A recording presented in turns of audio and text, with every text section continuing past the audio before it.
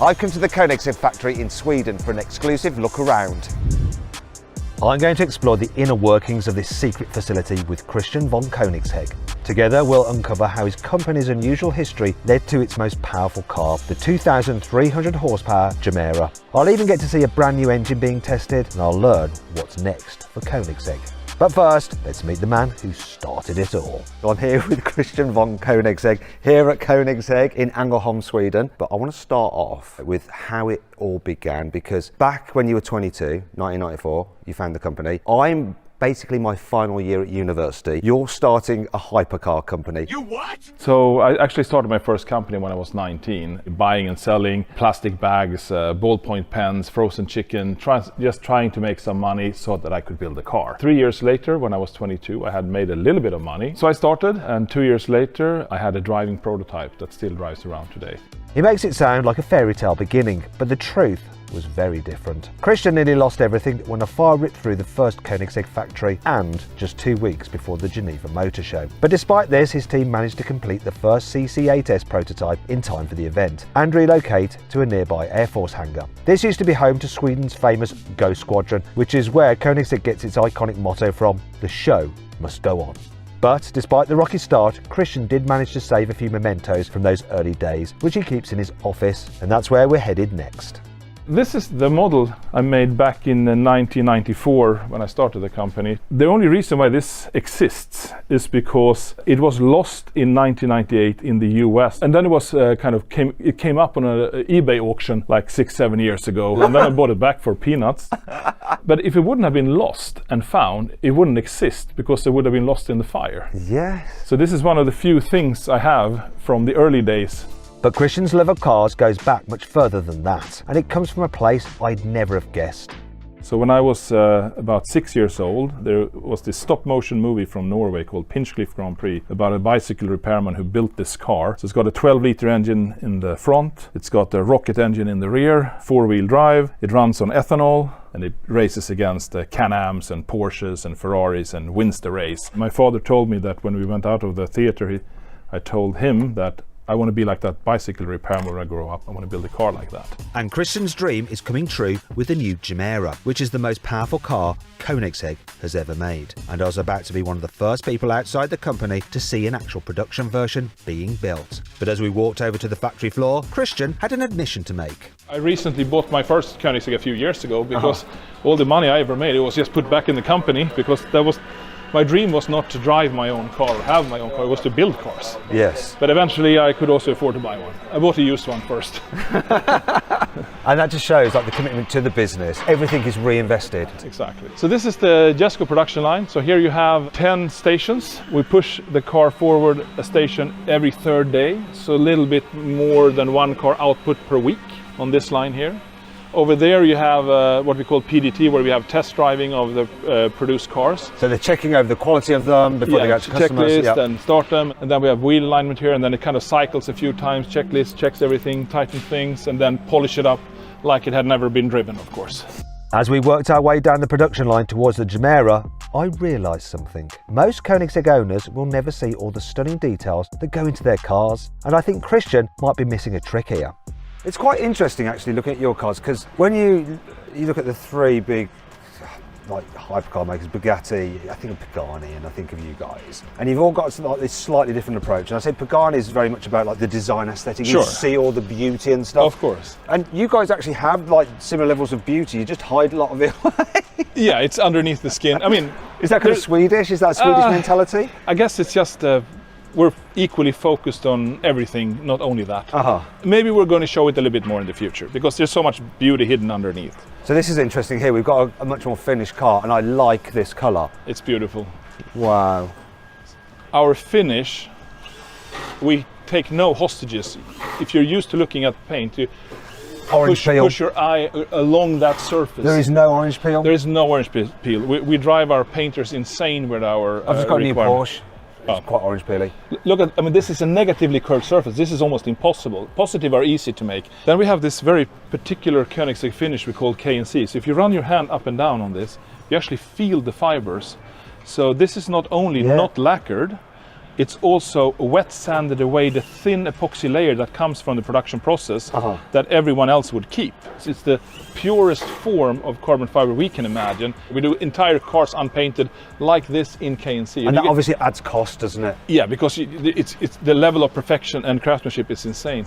The last time I experienced anything like this attention to detail was when I visited Toyota's GR factory in Japan, where they build the GR Yaris. Koenigsegg is obviously on another level, but there's something quite Japanese about Christian's approach to building cars. And that wasn't the only thing, as I realised when he was showing me around a partially built Jesko. And, I noticed you've got a Seiko watch on. Yes, yes. Do you like Japanese products? I do, actually. I like the precision engineering of Japanese. I like Japanese cars. I like Japanese technology. Yeah. What's your favourite Japanese car? I guess it's my MX-5 Miata, just because it was the first sports car I ever bought when I was 19. And I still have it after having sold and bought it 3 times over the years and always paid more to buy it back. Still very little money, of course. I've had it for some years now, and it's just memory lane, no power at all. Yeah. Is that 1.6 N8? Yeah, first generation, the black car. Do you still drive it now? Every summer. Miata is always the right answer. I've got an NB. Right, okay. Jack's got an NC. Nice. Yeah, we have actually, Daniel, how many people have Miatas here? 20 employees have Miatas here, exactly. So it's a very popular car. But the new Gemera is about as far removed from a Mazda MX-5 as you can get. After all, it has 4 seats, 4-wheel drive, a twin-turbo V8 engine, and a hybrid drive system that combined produces 2,300 horsepower. Here we have the Gemera production line, where we are still mostly building test cars, but we have the first customer car on the line. The very first? Yes. Okay, so if you're lucky enough to be the very first customer of a Gemera, here is your car. Is this one? Not this one, okay, it's over at the start of the line. Right. So how many test cars do you build? Depends. The Gemera we did the biggest. I think it was like 15 test cars. 15 test cars, yes. 300 production cars. Yes. And what do you do? Like many manufacturers, they crush their test cars. Obviously, you're not going to do that. No. We crash test them, and eventually some of them we crush when they're completely beaten up. But the test cars we try to keep for as long as possible as test cars, and then we can revamp them into new nice cars eventually, put them in a museum, and eventually sell them to a collector or something like that, depending on how many we have. Either this one or that one is the first customer chassis. So they're going on the line now. And we manufacture the chassis right over here. Oh, they're actually in the process of making one right now, so we can have a little look. So all carbon fiber tub. From axle to axle, it's 65,000 Newton meters per degree torsional rigidity. So it's the highest of any car I've ever heard. In the stiffer chassis you have, the softer suspension you can have with the same degree of control. The reason why it's so stiff is because we have this huge opening with no B-pillar that we needed to reinforce a lot for side crash, because there's no B-pillar to help you. So we need to make this opening so stiff, because it's the biggest opening on any production car in the world, as you can see over there. And that ended up also making the monocoque a little bit stiffer than even we thought we needed. Like you said, it's the biggest opening on any car. And any passenger car. Production car, yeah. Passenger car. Unless you have vans, sliding doors or anything like that. Because you get in through one door. Yeah, exactly. So you can sit in the car in the showroom. So you open the door, you can parallel park this far away from another car, and you can jump in 2 2-meter persons, or 4 actually, but from one side, 2 2-meter persons simultaneously without moving the seat with one door. And this is a great example of Christian's unusual approach to designing cars. He's more like an inventor than a pure engineer, and he loves to get involved with every single area of developing a new car, including manufacturing parts that no other car maker would dream of, as I found out when he showed me some fully built Gemera prototypes. Here we can see some of the test cars of the Gemera. And this is your most powerful car, isn't it? Yeah. So you make a lot of the components yourself. So then what about where do you source the motor from? You don't make that yourself, do you? The e-motor. Do you? Oh, we do, yeah. What? Okay. We don't make the batteries? Oh, we do. Okay. We don't make the cells. Okay, yes. The cells we collaborate with manufacturers. Sometimes they can adapt them a bit to us, but usually we can find something suitable that we then create our packs and modules, and then we put our BMS, our cooling system, our safety systems. But the e-motor and inverter we build absolutely from scratch. So you wind we wind the coils. I'm happy to show you the production yes. line. It's 5 minutes away from here in another building. So we have a facility where we can produce 5,000 e-motors per year. Actually. Are you a bit of a control freak, Christian? Yes, I think so. Yeah, so this is another test car. So when you say test car, these are the ones that you're developing, so you go out and test different components on them? Yeah, absolutely. We do endurance testing, we do winter testing. So it'll all go back together again, you'll get it out there on the runway. Try a new part, check something out, put some test part in, run it hard, take it out. So things like that. What's the quickest recorded in one of your cars? How many kilometers an hour? 452 or 57. Is it the fastest production car in the world? As far as we are aware, meaning a car that a customer can buy and drive and that's capable of that speed. The other brands' record seems to be like a more of one-off pre-production stuff that you don't give in the hands of the owners. It's the Jesko Absolute, isn't it? No, it was the Agera RS actually. Oh, was it? Yes. It's still the Agera. So 2017. Yeah.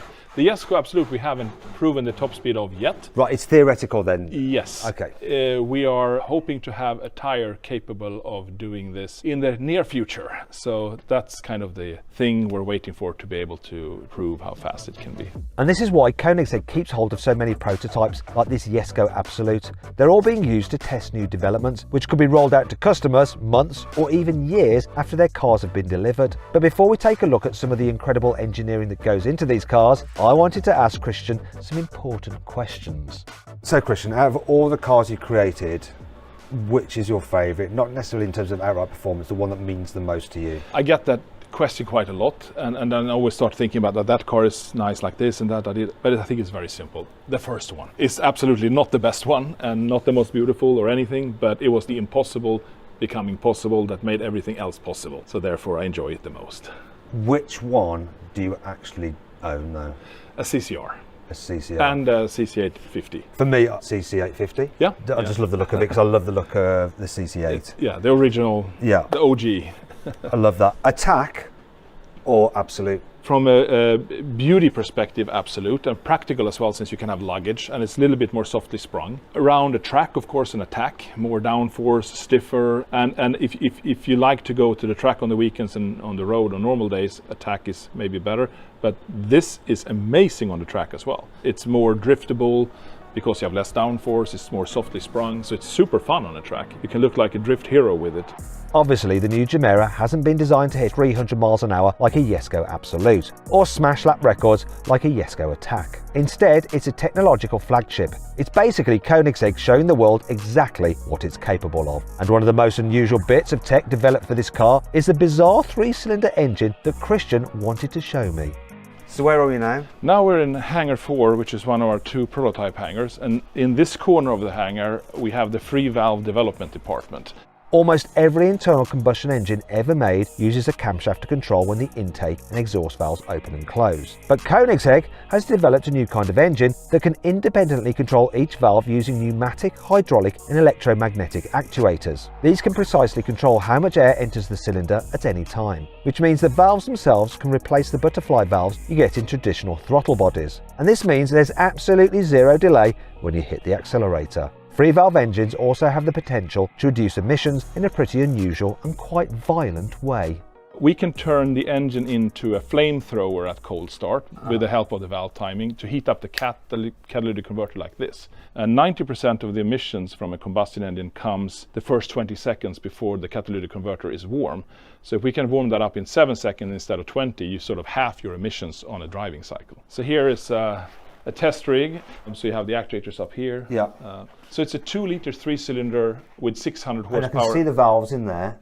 Yeah, normal valves. So there's your inlet. Yeah. Or is that exhaust? That's inlet, and then you have the exhaust here. Yeah. So then you get rid of the chain drive or the belt drive, so the engine is a little bit shorter as well. It looks like a straight 6 because it has 6 pipes in the header manifold, and 1 pipe from each cylinder goes to 1 turbo, and the other pipe from each cylinder goes to another turbo. So up to 3000 RPM, we only open 1 exhaust valve and force all the exhaust gases to 1 small turbo. So we get full spool up at 1700 RPM. We have 600 Newton meters at 1700 RPM from a 2-liter 3-cylinder engine. That's free valve. Yes. Wow. That's the same torque as a 3-litre twin-turbo straight 6 in a new BMW M2, but 1000 RPM earlier in the rev range. So this engine sounds like a win-win situation, but there's a catch. Despite appearing in the original Gemera show car, Christian decided not to offer the free valve engine in the production version. Instead, it's getting a 5-litre V8. So what changed? Well, before we can answer that question, I wanted to learn a bit more about these incredible V8 engines.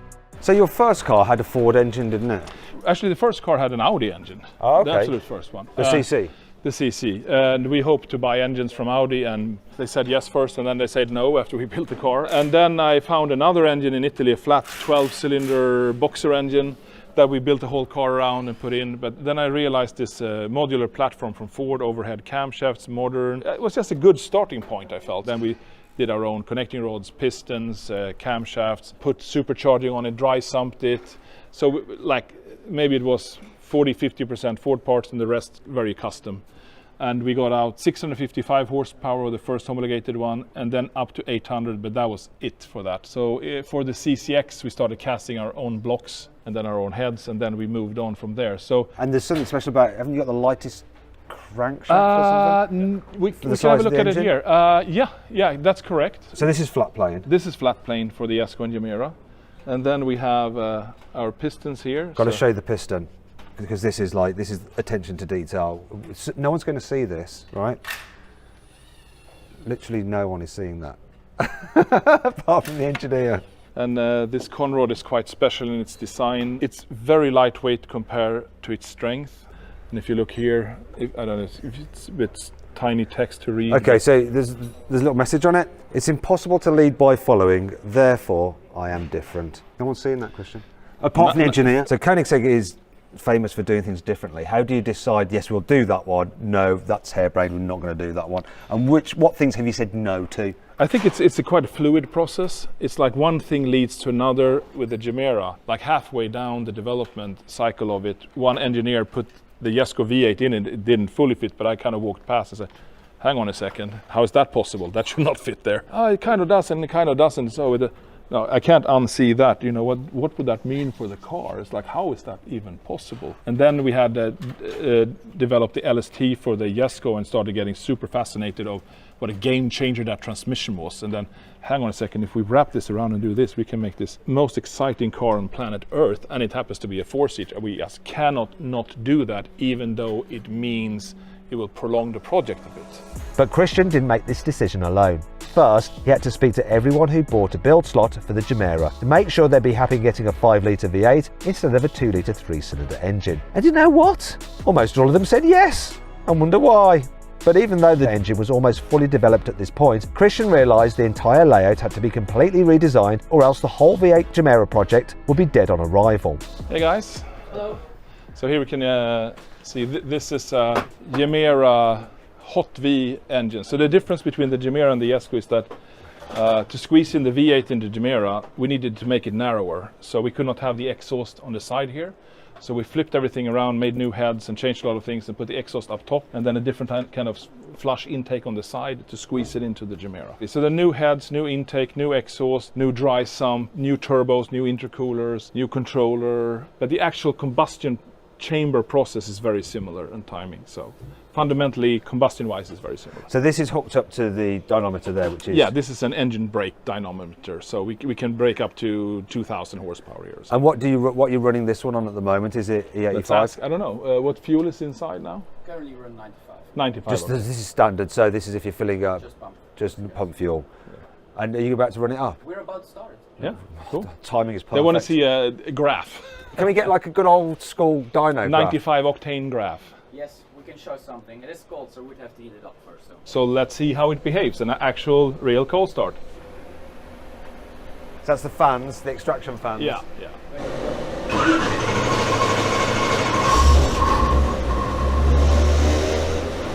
Yeah, it's okay.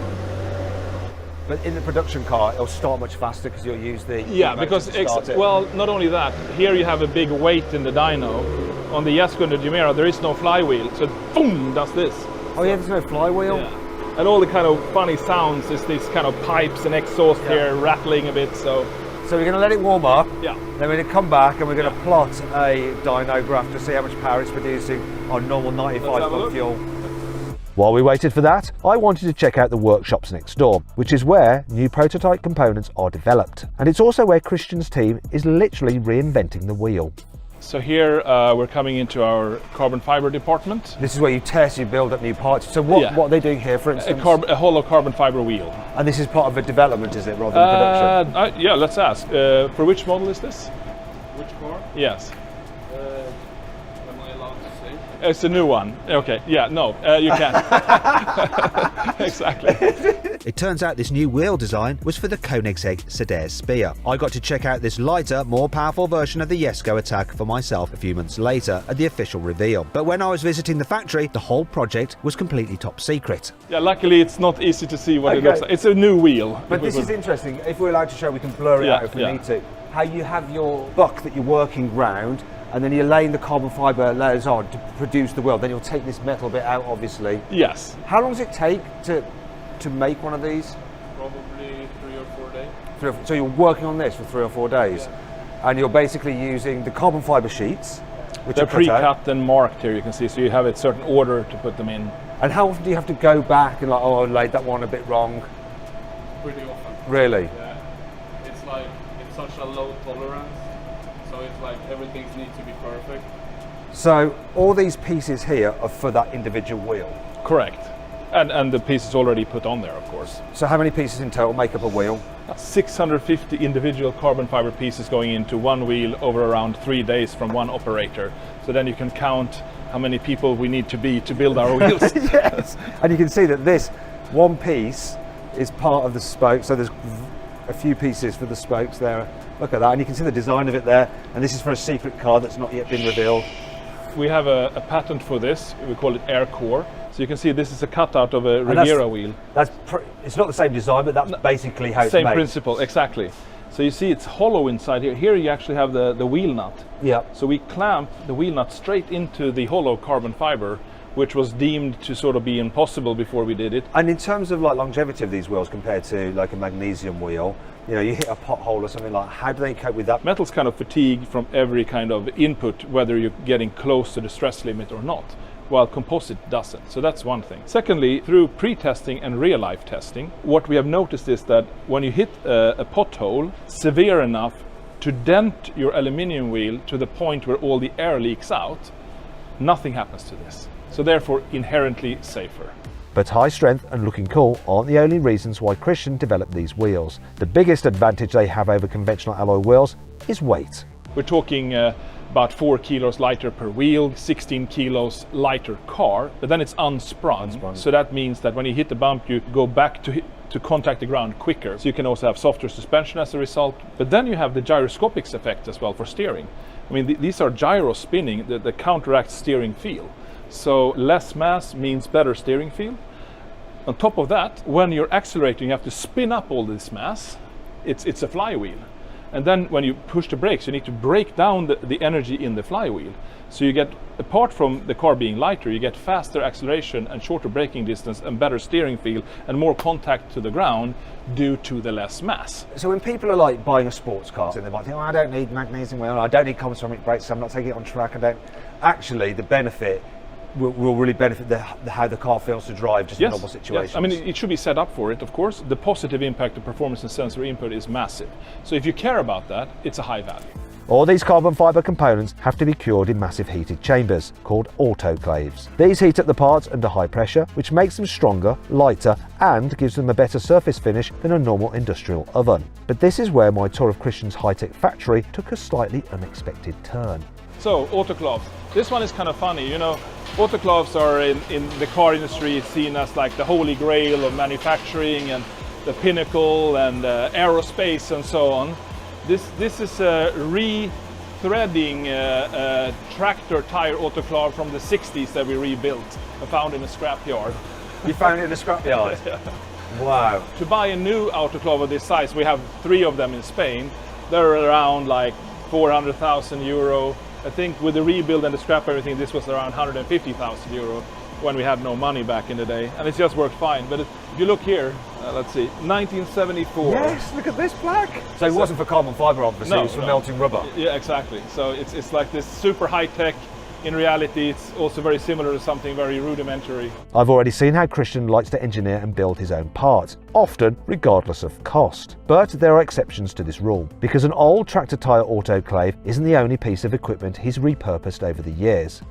I can't show you the insides, but I can show you the outsides of this.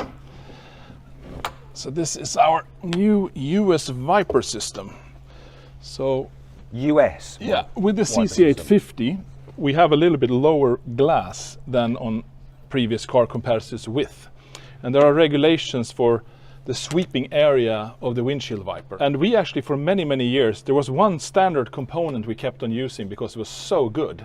And that was the Mercedes style, kind of old school style reaching out windshield wiper. And a lot of people recognize, oh, that's from Mercedes. Yeah, it is. It's a fantastic one, high speed, Autobahn approved, works really well. But eventually, that didn't do the trick to reach out the full area that we needed for our modern cars. So here we have developed a completely new one in-house with some very special gearing in here that I can't show because we're doing some patents on that, which makes this become shorter and longer than any other wiper in the world.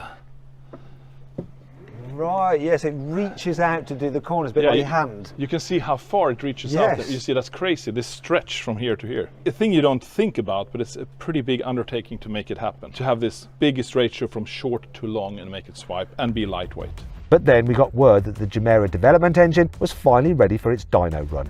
We're hot now. We're hot? Good. Okay. Can we have the door a little bit open even though we shouldn't? Yeah, we can for sure open. At least one door. It's just more fun with a little bit of noise. Okay. And this engine is not, let's say, put there to show maximum power at the moment. It's tuning kind of emissions and drivability parameters and so on. But you will see what it will do today, which will not be its highest number possible. But interesting to keep in mind, 95 octane fuel. Right. Even on this fuel, we can go higher like we do on the Jesko. Okay. Are you ready? Let's do a pull then. See the dry sump tank there on the side, so we have a window so we see what's going on. That's the same tank as in the car, in the Gemera. Here we go.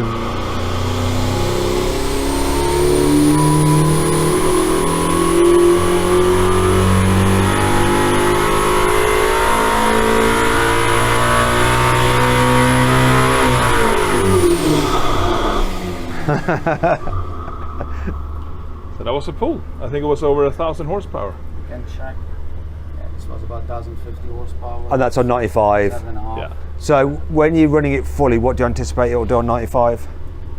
So I mean the Jesko, we are up at 1,270.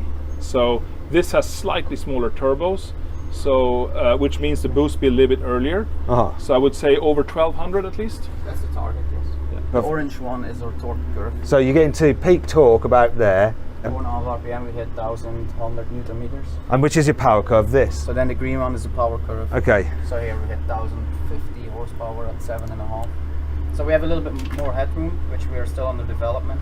Right, so you're going to get this power curve, the green, going a bit more like that? Right, yes, correct. Okay, you're still developing the engine now before they go to the customer? You're correct. I mean, we keep on doing this even to Jesko engines and other engines to run them over time, to put even more mileage on in for service. To see what happens. To see what happens. So this is kind of endless work.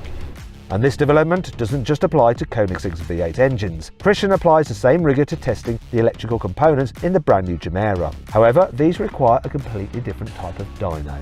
So this is a Gemera four-wheel drive drivetrain in our chassis dyno, so we can test and develop the whole drivetrain without having the car in the way. We can go in and have a little look. It's pretty Do you cool. test, like, once the car's all put together, or beforehand, the customer cars and their power outputs and their performance on these systems? Yes, we run each customer engine on the production dyno. Then we test each car on the airfield up to 300 kilometers per hour with full braking.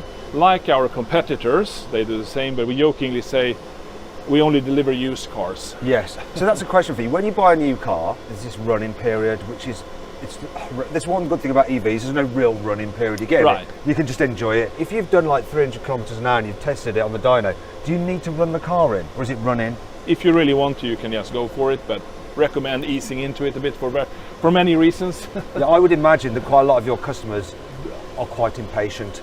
Right, sure. I would imagine. I'm sure you We met don't like many of waiting. them. Exactly. So here you can actually see our e-motor, the black thing there. Yep. And that's our it's a 6-phase motor, and it has a axial flux technology that we have patented, which is a combination of axial and radial. Essentially, this motor has a core that's driven by magnetic fields arranged in 2 different orientations, instead of just one, like a conventional motor. This is complex to design and difficult to build, but it has one big advantage.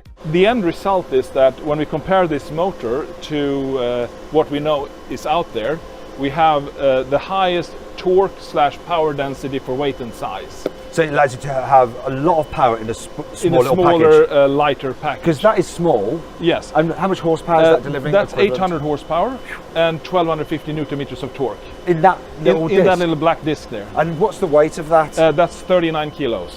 So this tiny motor produces more power and over 500 newton meters more torque than you get in a Lamborghini Aventador SVJ's naturally aspirated V12. But it weighs 85% less than that big 6.5 litre engine. And Christian has big plans to make these motors even better. But before we get into that, there's something else groundbreaking about the Gemera's drivetrain that's on show here. Rather than active differentials, it uses separate hydraulic clutches to split the power between all 4 wheels. And this allows it to do something very special. So this is the first time in the world on any drivetrain where you can run a 4-wheel drive car with 4-wheel torque vectoring in EV mode from one e-motor. And you can do the same. Right. You can run 4-wheel drive, 4-wheel torque vectoring without using the e-motor from only the combustion engine with 9 gears. You can use them together doing all of that. It's a reduction of parts compared to anything else we've seen. So it's sort of giving you the benefit of having individual hub-mounted motors. Exactly. But with one e-motor. With one motor, or the combustion engine if you don't want the motor. Exactly. You don't have an accountant going, don't do that, do you? No. I can tell. But he would be happy because we saved 3 e-motors. That's true. But this is just the first generation of what Christian calls the dark matter motor. The next generation is already being developed behind this particularly scary looking door. Heavy magnetic field, No. Electric shock, Right. so no pacemaker. There's some secret sauces in here, so we might have to edit the video. That's fine. But just give a little glimpse Okay, yes, let's do it. of what's going on here. It's a lab where we create prototypes. 6-phase inverter, here are parts for that. These are kind of internals of the motor. It's kind of a thing of beauty as well. So I find this equally interesting as combustion engines or transmissions. It's so much still to do in this field. When you get into it, you see, hang on a second, we can use our carbon fiber knowledge to do things no one seems to do, where you can shrink and make more compact and more powerful and more efficient. Is this forged? This is machined. So it's all machined out of a billet? Yeah, exactly. And the reason, I mean, if we would continue with aluminium, we would cast it, but we're going for carbon forging instead to make the world's first full carbon fiber motor. And the benefits of that are weight? Yes, weight. But is it also a little bit because we can? Yes. Okay. Right. However, this can-do attitude comes with its own problems. It's clear that Koenigsegg is capable of making a fully electric car. But should it? Bugatti delayed this decision under the leadership of Matteo Rimac, and Horacio Pagani told me there simply isn't the demand for an electric Pagani either. So I had to put this question to Christian. When do you think you're going to build an electric hypercar? Will it be when you absolutely have to because there's no other choice? I thought we probably would have done it by now, and that's why we started a quite big department for electrical propulsion development. But then we realized that the customer really enjoys the combustion engine, and if we focus on renewable fuels and efficient packaging and lightweight, we can make a fantastic mixture where we actually benefit from the hybrid drive for the excitement and enjoyment, like in the Gemera here, and make worth of the investment and prepare us for the future when we maybe really need to do only EVs, but who knows? Mm-hmm. And in the meantime, we'll just have fun with it. So that's kind of where we're at with it. It's a bit of a hedge. Yeah. And making sure the car benefits from it in the meantime. I was beginning to understand why the Gemera costs around $2.7 million US, or over £2 million. But there's another reason that I only started to grasp when Christian showed me the facility that actually builds Koenigsegg's incredible motors. So this is our e-motor production line. This facility doesn't run non-stop because if we did 2 shifts here, we can do 5,000 motors per year. And we don't have that need at the moment, but we have a lot of interest from outside parties when they're looking for maximum power and torque density to size and don't care about price, then they can come to us. Also, this kind of comes back to like the price of the cars. Part of what you're paying is this to be standing still. As well, of course. Yeah, you are, because if you way, want it in the car, you need this unit. Yeah. And output volumes are low, so at times you're paying for a machine. In a normal production facility, that is working All the All time. the time. Of course. Yeah, that's true. And this is, let's see if I can open this up. Again, no pacemaker here. This is, Rotor magnetizing. yeah, I don't know how to open this actually. I shouldn't touch it. It's a hollow carbon So this fiber is the rotor. We used our wheel technology to make this hollow. Okay, yeah. So it's And where's the light- magnets? These are the magnets. These are the magnets, and this bit spins. Yes. Hence the name rotor. Yes. Obviously. Okay. And this is after this is manufactured, it's magnetized here. Okay. Cutting-edge dark matter motors aren't the only things built in this new facility. Koenigsegg is still making new parts for some of its oldest cars as part of the Legends division, which is also where Christian keeps some of his most important models in the brand's history. That's a Gira drivetrain. Here you actually have the engine part of the chassis. So this is bolted to the monocoque, and that's the actual dry sump frame of the engine. So this was someone's car? This is kind of a spare part rear end, Right. basically. Might it be needed? Who knows? But you built it. Yeah, exactly. So how do you end up building this extra one? Was it a plan, or was it? No, it kind of came about out of having parts, having time, making use of it, making a spare part kit kind of thing, something like that. But it may never get used. Could be. This is the first ever Regera. It is actually light blue. You might have seen it was on the Geneva Motor Show in 2014. It just got wrapped matte black for this year's Koenigsegg Tour because it is a film car and we don't want it to reflect too much in what we're photographing. So you use this as like what we call the tracking car. Yes. Obviously, you need to film a Koenigsegg. You need a Koenigsegg. To keep up. Yeah, and so you have it all in matte black, so Yeah, it doesn't so it reflect. doesn't reflect so much. this is. It's quite a good tracking car. Here's an example of some of our tracking cars. It's quite nice interior for a tracking car. Yeah, it's all right, isn't it? We built this in 2014, so it's 10 years old now. 2 years ago, it set a new world record, 8 years after its creation with the record of this one, since it's the same model. Well, Christian, thank you very much for showing us around. I mean, My really pleasure. impressive, really enlightening, and giving us this exclusive access. I mean, it's absolutely fascinating, and to hear the story of how back in 1994, this dream, and here we are now. Unbelievable for me even, I guess, when I think about it. And looking forward to seeing like the future cars and what happens next. We're very excited for that as well.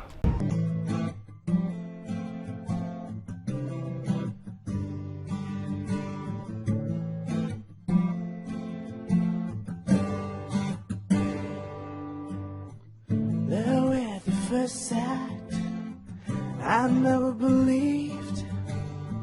When I saw you for the first time, I changed my mind. Your eyes and your smile are a fantasy. I need